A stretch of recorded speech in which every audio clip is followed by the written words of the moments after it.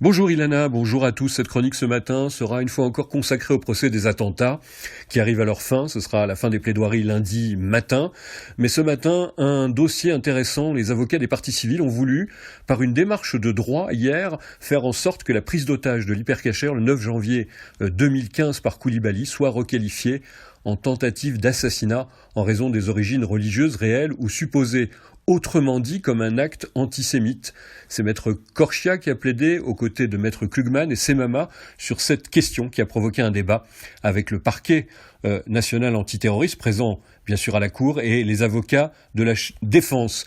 Que cherchez-vous, Élie Korchia, par cette action ? Les otages sont considérés comme avoir été l'objet d'une séquestration de la part du terroriste et qu'en 2015, la loi qui a modifié cela en 2017 n'était pas intervenue et il ne peut pas y avoir pour des faits de 2015 un caractère antisémite aggravant pour des faits de séquestration. Et donc il y avait eu des conclusions qui avaient été prises à un moment donné pour des otages, notamment qui étaient prises par mon confrère Klugman, qui en a parlé aujourd'hui, et qui voulait que le caractère antisémite puisse non pas être lié à une séquestration pour les otages, mais il considère que les otages en fait, ont fait l'objet d'une tentative d'assassinat, même si effectivement cette tentative d'assassinat ne relève n'a été stoppée que par l'intervention des forces de l'ordre. Très clairement, ce n'est pas la position qui est prise par le parquet, oui. Et le ministère public ne l'entend pas ainsi en disant qu'il y a des faits de séquestration, mais il n'y a pas de fait de tentative d'assassinat, sauf pour une personne, effectivement, pour Zari Siboni, ma cliente, qui est venue déposer à la barre pendant près d'une heure. Tout le monde s'en souvient, et j'ai plaidé notamment qu'elle avait reçu une balle qui avait été tirée vers elle et qui heureusement, miraculeusement, ne l'a pas touchée, mais cette balle tirée par Coulibaly vers sa direction l'avait frôlée, elle était passée à quelques centimètres d'elle et elle était allée se loger dans sa caisse enregistreuse.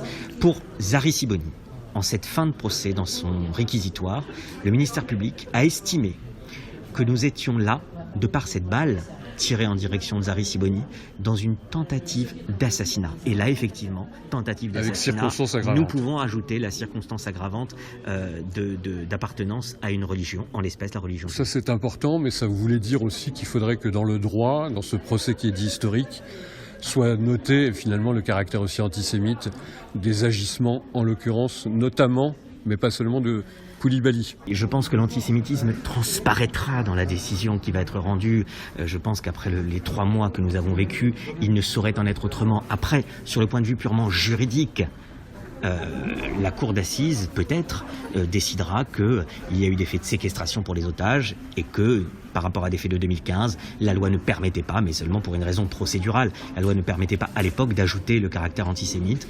Nous verrons enfin ce qui sera décidé à ce sujet. L'essentiel, vous voulez que je vous dise, du côté des avocats de partie civile, c'est que ce soit écrit, que ce soit dit, qu'il y avait une volonté, évidemment, de commettre un attentat et des crimes antisémites ce jour-là. J'ai d'ailleurs plaidé en rappelant, parmi d'autres choses, l'interview qui est donnée par Coulibaly à un journaliste de BFM qui l'appelle pendant la prise d'otage. Et lorsque le journaliste demande à Coulibaly quelle est la raison pour laquelle vous avez commis cette prise d'otage, il répond « les Juifs ». C'est un élément parmi d'autres qui était déterminant. Donc sur le fait qu'il s'agisse d'un acte antisémite qui a frappé, qui a tué sur notre sol, c'est évident. Et en ce qui concerne enfin Zari Siboni, j'ai rendu hommage au parquet sur un point en disant que mieux vaut tard que jamais, mais il était important aussi de donner les infractions et les incriminations qui conviennent. Un procès qui commence, petit clin d'œil à votre aussi position de vice-président du consistoire et donc le judaïsme.